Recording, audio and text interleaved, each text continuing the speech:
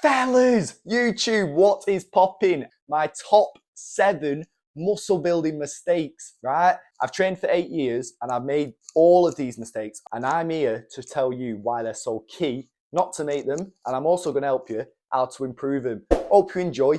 Hit that flipping sub and also hit a like and become a certified gym fella.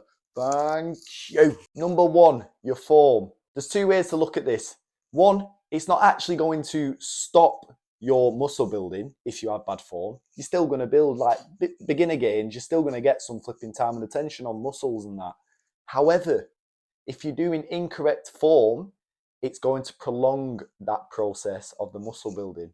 So what I'm getting at here is if you can get that form right from around the start, your first year of training, let's say, build that flipping knowledge, then guess what? You're going to progress a lot faster than what I did, because it took me about 3 years to even get that flipping right. I've got a newbie series on TikTok and Instagram where I'm showing you exactly how to sort that flipping side of things out. Your flipping nutrition, your scran, what you're putting in that flipping gob of yours, fellas? You'll see a lot of coaches that say, doesn't matter what calories you have, just make sure you're in your deficit or make sure you're in your surplus, you'll get big or you'll lose weight. No, listen, calories and macros are flipping key. If you want to look a certain flipping way, you've got to concentrate on the flipping food that you provide in your body. Let's talk about you having just any sort of flipping macro, like just having sugary carbs all the time. You're going to be spiking them blood sugar levels, right? And it's going to start affecting so many things. So it's going to affect your performance in the gym. It's going to affect your energy levels. You're going to have such spikes and such big drops. And it's also, you're going to want to scran a lot of that food. Like, you're going to eat more of that because of these flipping up and downs that you're going to experience. Not just the performance level in terms of you're going to go into the gym and not be able to perform the same with the food that you're supplying your body with. It's also going to affect other things like your body composition. So if you're having absolute sensational macros, right, but then someone else is having the same calories but absolutely shocking macros and not even concentrating on the food they're supplying the body, you're going to look different. My body composition is going to be very different to that fella. I'm on a bulk. I'm just going to eat 5,000 calories of flipping burgers and all that rubbish and processed absolute shenanigans. Progressive overload. Now, I've got a little few things to talk about in this one. First one I'm going to talk about is, let's say, for example, you come into the gym and you're like, right, I need to progress to build muscle. You need to be lifting more. I need to go in. I need to lift heavier each time, right? This is where people make that first mistake. So if you're coming in and you're doing 10 kg curls and then you're like, yeah, I can smash these out, fella. And then you come in next week and you're like, yeah, I'm going to go heavier. And you get 20 kg dumbbells, you're flipping double the weight. Your form's atrocious. There's no isolation on the movement and you think that's progression. This is where you're messing up, because all you're going to be doing is you're not going to be getting that time with attention. You're not going to be breaking down that muscle tissue through the movement. So that's a big, massive mistake. The second one is how to progressive overload. So progressive overload doesn't have to just be through training heavier, coming in and doing more flipping weight each time. Progressive overload can be done through things like, if you see on the incline bench here, my time and attention. So before that, my reps look like this. And then after it, I created more time and attention on the way down. So my eccentric phase is a lot slower and I'm driving through. And this kind of tempo change across all your movements is progressive overload if you do it with good form and execute it properly. On top of that, rep ranges. Let's say you came in last week and you did bench press and you only managed to get 60 kg for 10 reps across all your sets.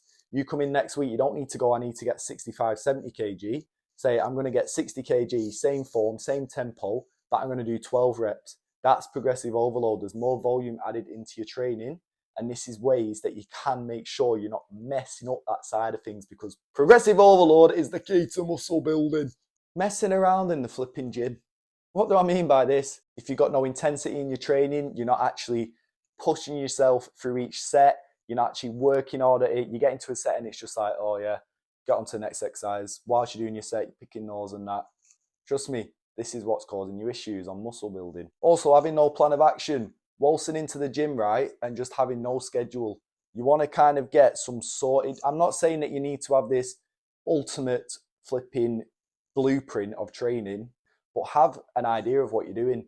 If you're doing bicep curls and you don't know what you're going to do next, that's no plan of action. That's what's going to be limiting your muscle growth, because you're going to come in and next week you might do a completely different session. You're not able to progressive overload properly, like I just said in the other points. If you want to build muscle, you need to start being serious, fellas. The next is sleep. Are you sleeping? Are you getting your hours in? Yeah, I had shocking sleep, man. Like, listen, fella, that is affecting your muscle growth. It is literally in the books, in the science, all that flipping malarkey. It's shown to reduce testosterone. It's shown to mess around with protein synthesis. Therefore, it's going to obviously mess up with your muscle recovery. So you're not going to be rebuilding muscle the same way as if I get my flipping lovely 40 winks and you're there on your phone, flipping messing about, scrolling back and forth. Little tips on this one, right? On your phone, go into sleep mode. Click that and flipping switch it off. Just put phone to the side, hide it, flipping chuck it out window if you need to. Just get rid of it. On top of that, have a sleep routine. So have some sort of schedule in place. Don't just willy-nilly it. If you say, right, I'm going to bed at 10 and I'm going to get up at 6 or 7, and you're going to stick to that routine, guess what? That's going to improve that muscle building side of things, because you're getting the amount of sleep you need, you're sticking to a schedule, you've got goals in place. Social media. So what I mean is, don't be misled in a sense of what you see. Use social media as a tool. Don't use it as fact. Some things that you see are incorrect. Some things that you see are correct. It's not a matter of just following someone, whatever they say. Yeah.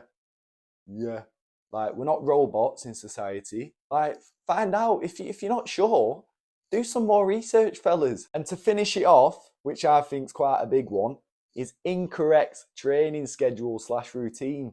So you got muscle building as a goal, but you're coming into the gym and you're flipping lifting every single heavy weight possible every time.